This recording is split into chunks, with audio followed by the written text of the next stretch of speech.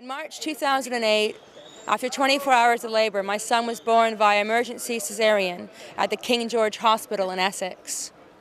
My son was born with special needs we weren't expecting.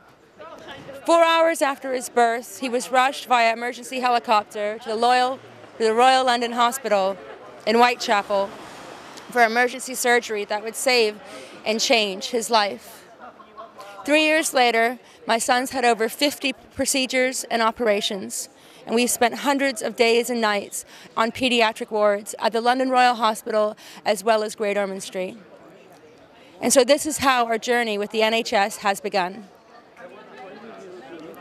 From a personal point of view with the NHS, I need to thank everyone, from the people that clean the sidewalks and the floors, to the women that serve the food, to the staff nurses that still train and have vision and check his temperature every 15 minutes, to the pain management team that ensure he has the correct morphine dosage, to the surgical registrars that have vision, and to the surgeons that keep him safe in my arms when he returns from surgery.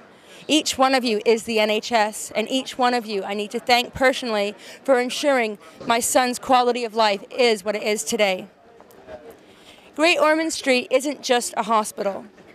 It's a pediatric hospital. And for those of you that have yet to walk its halls, I dare each of you to go in there and not be humbled.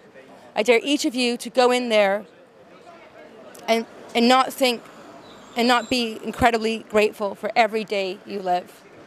When I sit in the waiting room in that hospital, or when I'm on the surgical ward, I wish I could have the strength and the courage that I see in the parents around me. And I wish that I could have the strength and the courage that I see in their children. Courage their children don't even know that they have.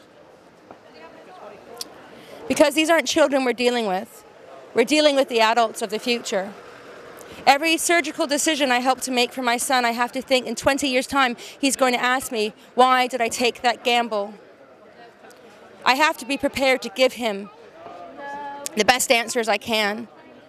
So in 20 years' time, when my son asks me, how did you help save the NHS? I have to be able to stand there and answer him, we did everything we could. So I have to ask each of you to do everything you can now to ensure that we save the NHS. Thank you.